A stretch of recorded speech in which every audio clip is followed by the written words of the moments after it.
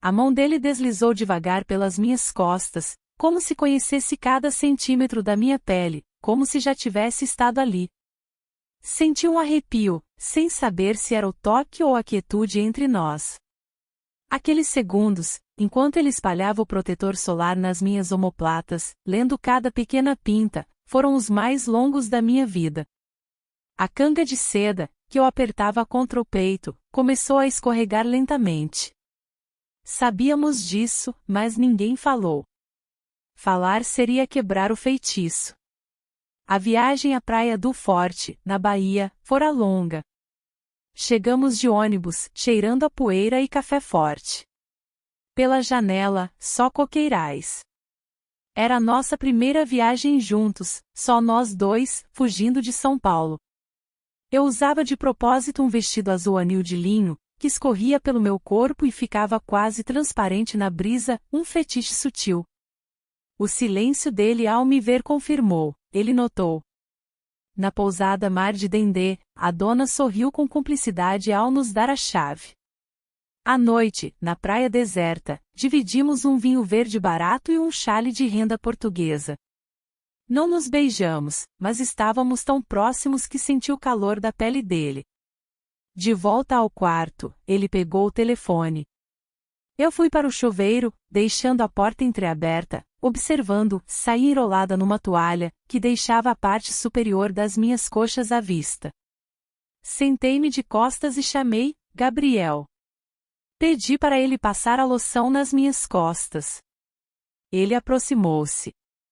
Quando as mãos dele tocaram minhas costas, o tempo parou. A loção era fria, as palmas dele, quentes. Elas deslizavam devagar. Naquele instante, permiti que a toalha escorregasse o suficiente. Senti-o prender a respiração, mas ele não disse nada. Virei-me. Nossos rostos estavam a milímetros. Tu me queres? Perguntei num sussurro firme. Ele não respondeu com palavras. Puxou-me para si, beijando-me com a fome de quem esperou demais. A noite foi entrega. Mas a manhã trouxe a verdade. 3 batidas na porta. Uma voz, Davi, abre a porta. Eu congelei. Gabriel não era Gabriel. Aquele nome estranho atravessou meu peito. Ele petrificou. Davi, eu sei que estás aí. Abre. Diz-me, sussurrei. Esse é o teu nome. Tu mentiste-me. Ele vestiu apressadamente os calções. Eu ia contar. Juro. Mas não assim. Ele abriu a porta na corrente. A conversa foi breve e tensa. Ouvi, o pai está furioso, volta para casa. O meu nome é Davi Gonçalves, ele confessou. Uso o nome Gabriel há quase 1 ano porque fugi. Fugiste da minha família. Meu pai decidiu tudo, trabalho, casamento, uma fusão de capitais. Eu não consegui. Queria viver por mim. E então encontrei-te. Essa última frase foi um soco e um afago. Eu queria gritar, mas senti que se o pressionasse, ele desapareceria. Sentei-me na cama, chocada. Tu parecias tão livre, ele disse. Eu queria perder-me contigo. Pelo menos por um fim de semana. Fechei os olhos. Meu corpo ainda o queria, mas a mente gritava para eu fugir. Fechei os olhos, mas meu corpo ainda o queria. Nesse turbilhão, lembrei-me de algo. Levantei-me e tirei da mala um caderno rabiscado. Uma história que escrevi no ano passado. Antes de te conhecer, expliquei, estendendo-lhe o caderno. Leu o primeiro parágrafo. Ele leu. Os olhos dele arregalaram-se. Mas, sou eu. Eu assenti. Alto, moreno, a cicatriz por baixo da costela, o sorriso torto, os olhos castanhos. Até o nome. Na minha história, o protagonista chamava-se Davi. Eu escrevi sobre ti antes mesmo de te conhecer, ironizei. Parece que nos conhecemos mesmo antes, disse ele. Ou eu apenas profetizei os meus próprios problemas, completei, com uma risada amarga. Nossos dedos entrelaçaram-se. Ele disse, não importa como me chames, Júlia. O que senti contigo foi real. Naquela noite, sob uma forte tempestade no litoral, eu vesti um roupão curto de seda cor de champanhe, mais um fetiche sutil. Sentei-me com um vinho. Ele voltou molhado da chuva, o olhar fixo no contraste da seda com a minha pele. Talvez eu é que te inventei, provoquei. Ele ajoelhou-se à minha frente, as palmas quentes nas minhas coxas. Pele na pele. Queres que eu prove que sou real? Inclinei-me e beijei o primeiro, num toque de reconhecimento. O roupão escorregou. Não era mais só paixão, era curiosidade.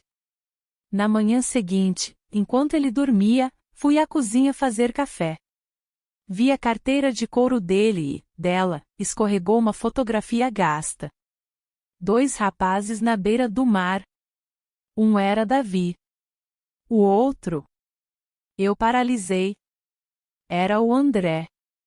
O meu ex-namorado. O meu primeiro amor. Davi era o irmão mais novo do André.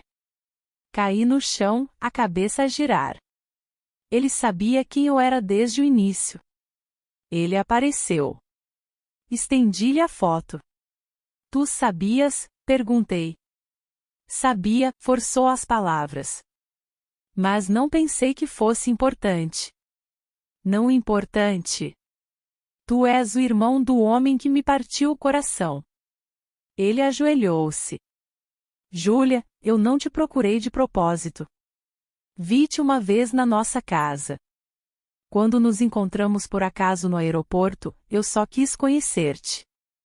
O verdadeiro. Sem a sombra do meu irmão entre nós. Ele passou a mão no meu cabelo. Eu queria começar do zero. Só não sabia que esse zero começaria com uma mentira. Tu consegues perdoar-me? Eu não sei, respondi. Mas também não sei se quero que isto acabe agora. Algumas coisas só vivemos uma vez, outras, vivemos para sempre, sem saber como nomeá-las. Passamos o resto daquele dia como se estivéssemos a pisar em cacos de vidro. Até o sol parecia brilhar com cautela. A praia era linda, o céu limpo, o mar calmo. Mas entre nós pairava uma expectativa, como se qualquer palavra errada pudesse ser a última. Davi, ou Gabriel, ou quem quer que ele fosse para mim naquele momento, tentava agir com normalidade. Colocava a mão na minha cintura quando entrávamos na água, estendia a toalha depois do banho, olhava para mim como sempre.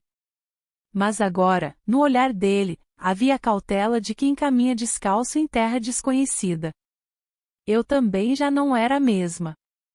A raiva pela mentira misturava-se com a lembrança dos toques dele nas minhas coxas na noite anterior. A mágoa entrelaçava-se com a forma como ele sorria ao me observar a mergulhar no mar.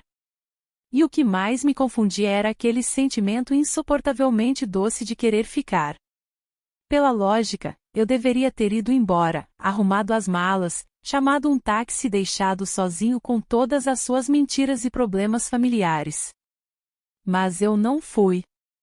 Porque, apesar de tudo, havia algo nele que falava diretamente com algo dentro de mim. E não escolhemos essas coisas. À noite, jantamos num restaurante simples à beira-mar. A vela na mesa tremia com a brisa. O empregado sorriu para nós como se fôssemos um casal apaixonado normal. E por alguns minutos eu permiti que fossemos.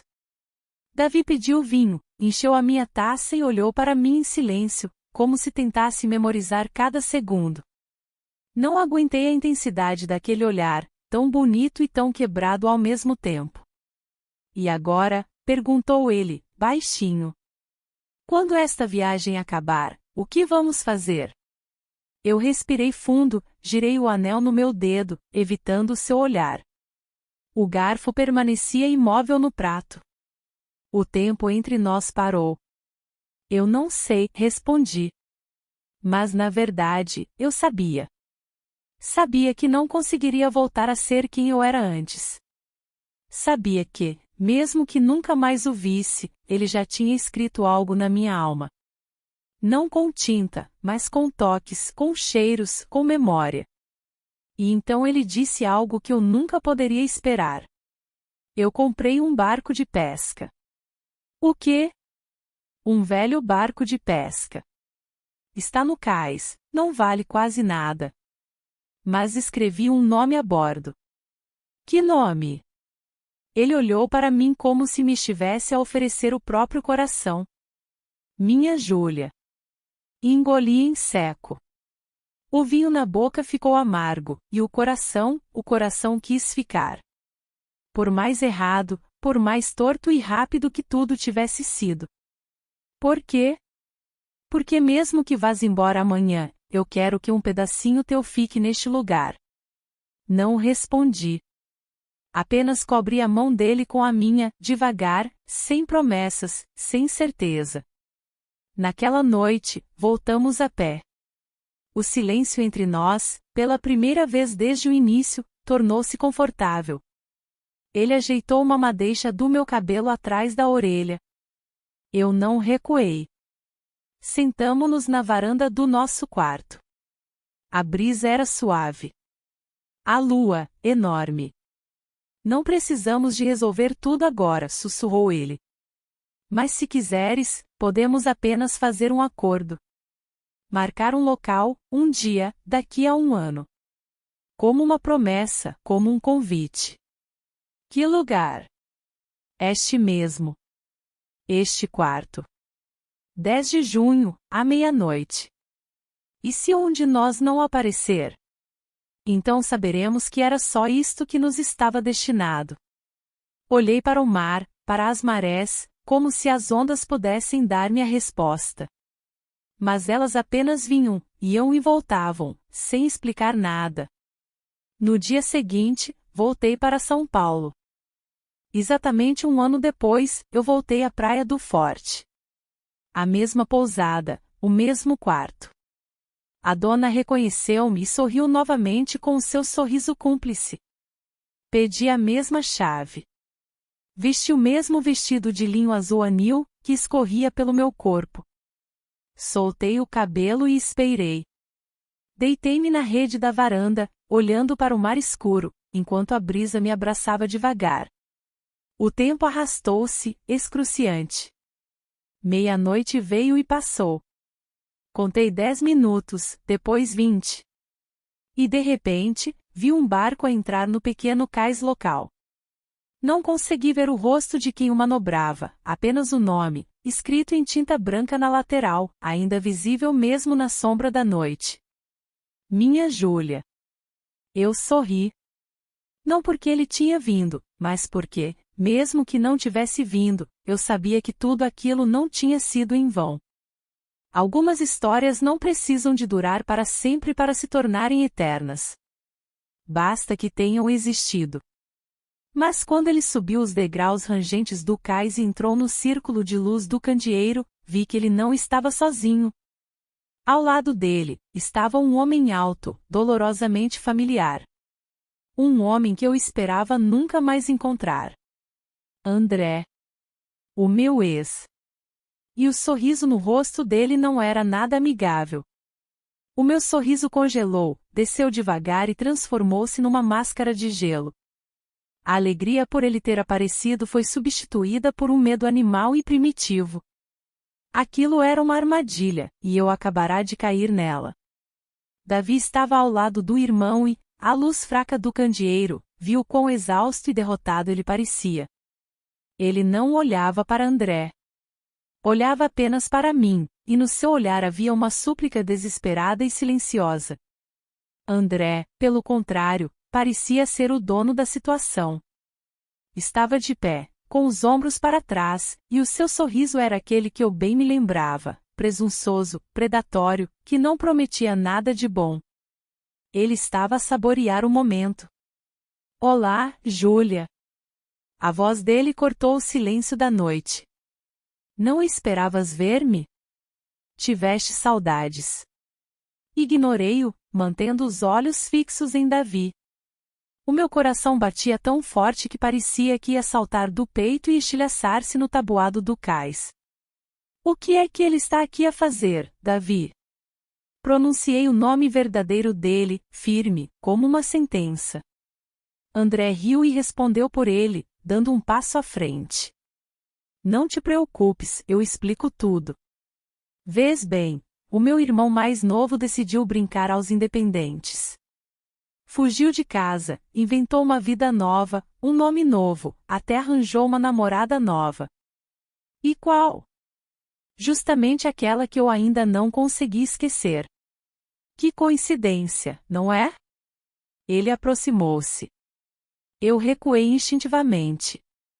O cheiro do seu perfume caro atingiu-me, misturando-se com o cheiro do mar e do meu medo.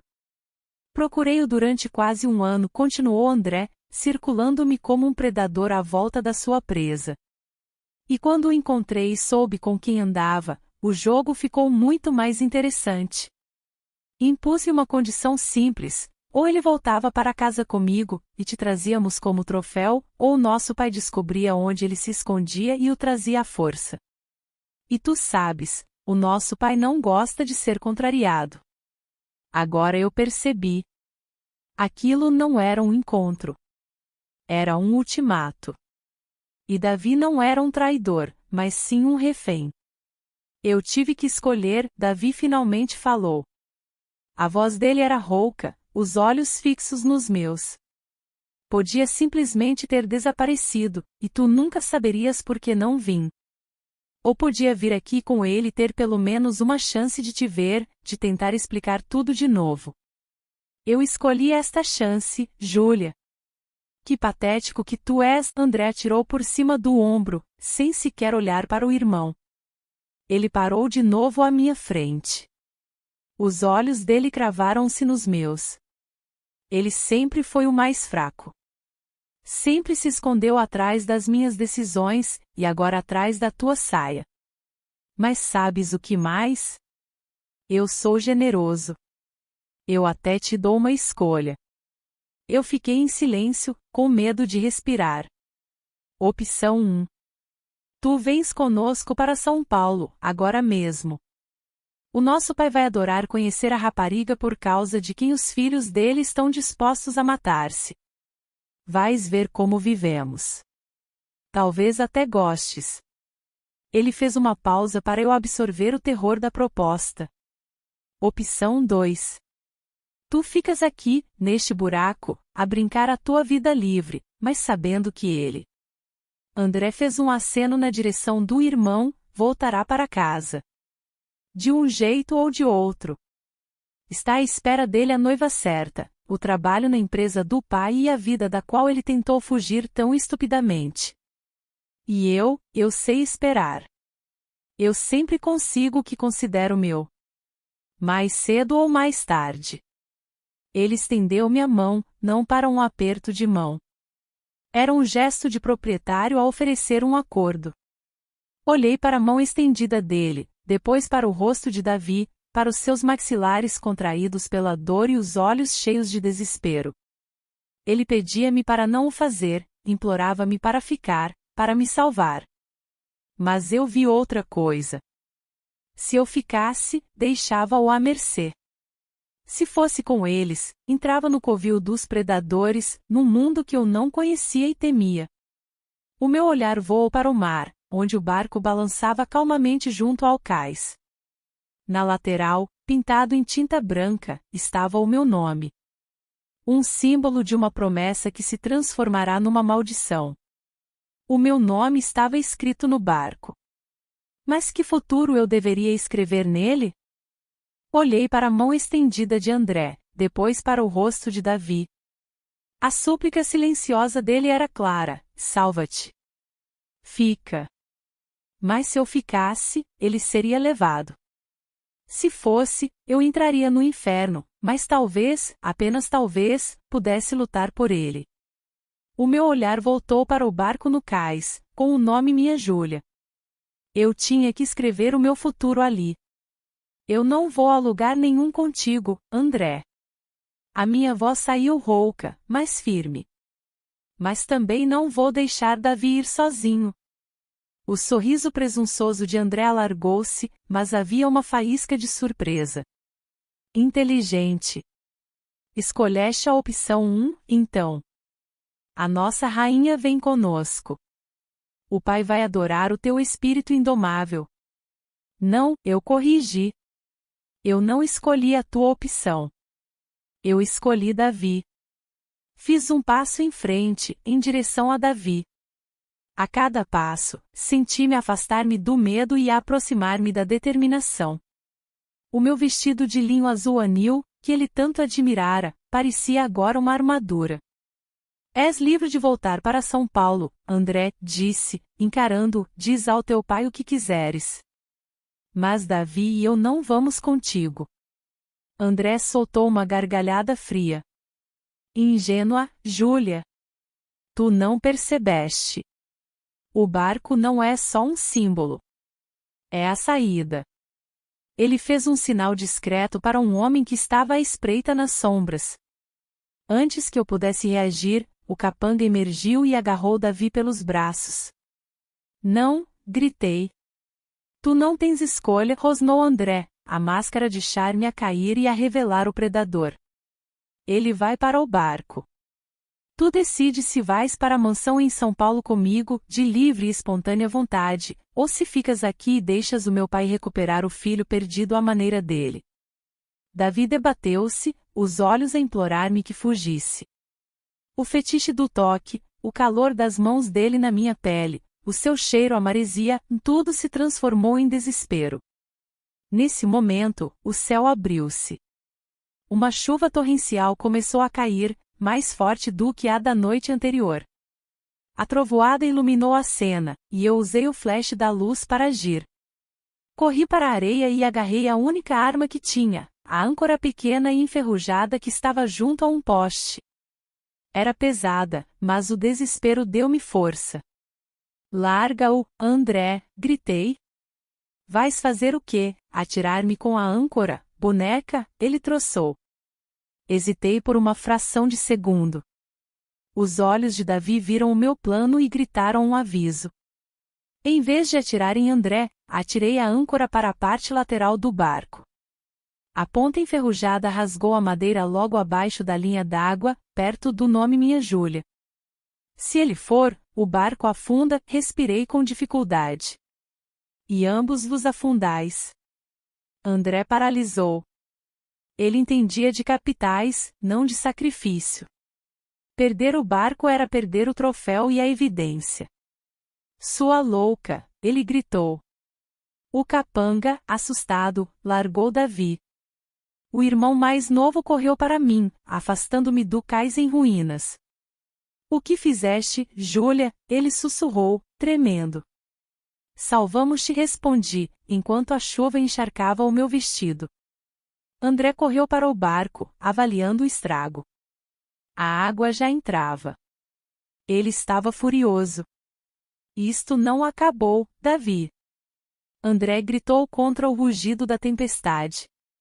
Tu vais pagar por isto. E tu, Júlia? Eu sei o teu nome. Eu sei o teu cheiro. Eu sei o teu passado. Eu vou encontrar-te, e quando isso acontecer, não vais ter escolha. Ele saltou para a cabine do barco para tentar estancar o vazamento, apressado. O barco, com o nome Minha Júlia a submergir lentamente, afastou-se do cais sob a tempestade. Davi e eu ficamos ali, parados na chuva, abraçados na areia molhada. O peso da nossa decisão era esmagador. Estávamos livres, mas tínhamos declarado guerra a uma família poderosa. Temos que ir, ele disse. Agora. Ele vai chamar o pai? Olhei para o mar tempestuoso. O nosso futuro era incerto, caótico, perigoso. Mas estávamos juntos. Sim. Mas primeiro. Puxei-o pela t-shirt encharcada. O beijo foi desesperado, molhado pela chuva e salgado pelas lágrimas. Era um beijo de sobrevivência, o toque de dois reféns que tinham acabado de escapar, mas que sabiam que o caçador ainda estava à espreita. No meio do beijo, quando meu corpo molhado se colou ao dele, senti de novo aquele cheiro familiar, que me remetia a memórias que não eram minhas. O cheiro dele. Davi, murmurei, ainda ofegante, agarrando a sua mão. Antes de irmos. Naquele caderno, o André era a personagem secundária na minha história, sabias? Ele olhou para mim, os olhos castanhos arregalados de medo e espanto. E qual era o nome do teu protagonista, Júlia? Não era Davi, sussurrei. Era Rafael. E na história, Rafael. Ele tinha uma marca de nascença rara na nuca, escondida pelo cabelo. O meu coração parou. O seu cabelo encharcado estava colado ao pescoço. Eu estendi a mão e passei os dedos pela nuca dele. Senti uma pequena mancha áspera. O olhar de Davi encontrou o meu, cheio de horror. Ele sabia que eu tinha descoberto algo. O que tu és, Davi? Perguntei. Ele não respondeu. Apenas agarrou a minha mão e começou a correr na direção oposta ao cais, para a escuridão da noite chuvosa.